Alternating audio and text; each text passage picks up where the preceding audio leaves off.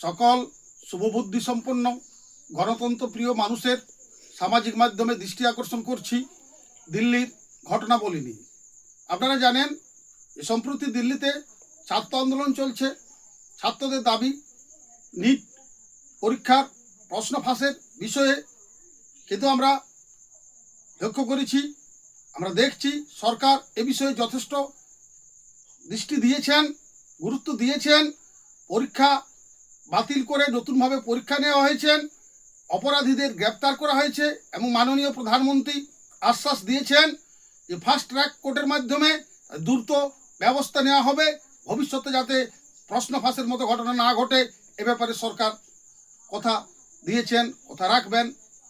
কিন্তু আমরা যেটা লক্ষ্য করছি যে ভারতবর্ষের রাজনীতিকে অস্থির করার জন্য আন্তর্জাতিক ডিপ স্টেটের মাধ্যমে এই যে ছাত্র আন্দোলনের নামে বিশৃঙ্খলা সৃষ্টি করার চেষ্টা চলছে এবং এই বিশৃঙ্খলাতে মদত দিচ্ছেন আমাদের দেশের হতাশাগ্রস্ত বিরোধী রাজনৈতিক দলরা, যারা গণতন্ত্রে যাদের আস্থা নেই, তারা ছাত্রদেরকে ইন্ধন দিয়ে বিভিন্ন ধরনের ঘটনা ঘটাতে চাইছেন। কিন্তু আমরা ধন্যবাদ জানাই দিল্লি পুলিশ এবং সরকারকে, তারা তাদের প্ররোচনায় পা না দিয়ে ছাত্রদের আন্দোলনকে রক্ষা করছেন। ছাত্রদের আন্দোলনকে তারা যে আন্দোলন, সে আন্দোলনকে সম্মান দিয়েছেন। কিন্তু আমরা উদ্বেগের সাথে দেখছি যে এই আন্দোলনটা এমন একটা সময় সংগঠিত হচ্ছে যেখানে আমাদের সংসদের বাদল অধিবেশন শুরু হয়েছে এবং এখানে আমরা জানি যে দুটো গুরুত্বপূর্ণ বিল সরকার নিয়ে আসতে চলেছেন। একটা ওয়ান নেশন ওয়ান ইলেকশন, এক দেশ এক ভোট, আর একটা FCRA foreign contribution regulation act, অর্থাৎ বিদেশ থেকে যে এনজিওরা টাকা পায় সেই টাকার ব্যাপারে সরকার কিছু কন্ট্রোল নিয়ন্ত্রণ করতে চাইছেন এ ব্যাপারে।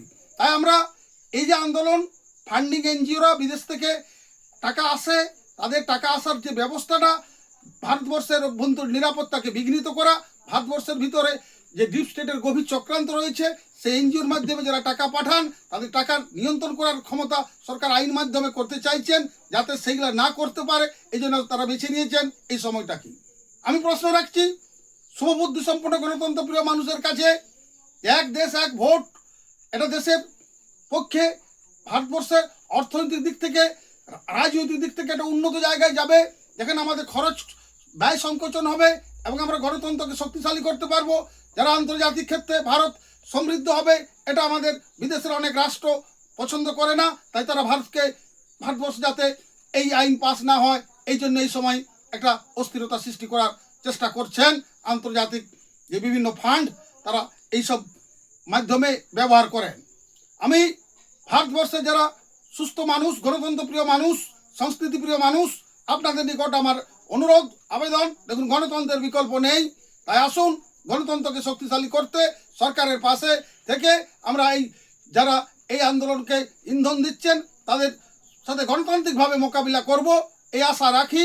সরকারের পাশে প্রতিটি শুভবুদ্ধি সম্পন্ন মানুষ আসবেন, কারণ এটা বাংলাদেশ বা নেপালের মতো ঘটনা নয়, যাতে না ঘটে সেটা আমরা চাইব।